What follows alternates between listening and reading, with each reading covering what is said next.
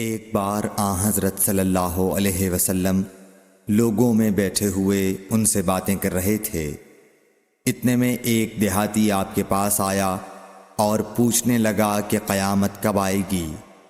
آپ صلی اللہ علیہ وسلم اپنی گفتگو میں مصروف رہے۔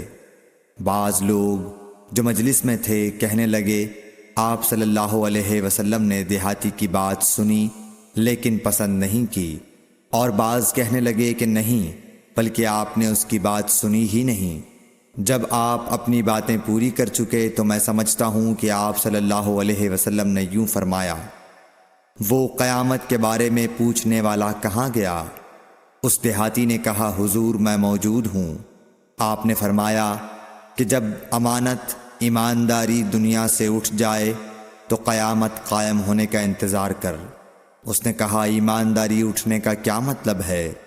آپ صلی اللہ علیہ وسلم نے فرمایا کہ جب حکومت کے کاروبار نالائق لوگوں کو سونپ دیے جائیں تو قیامت کا انتظار کر۔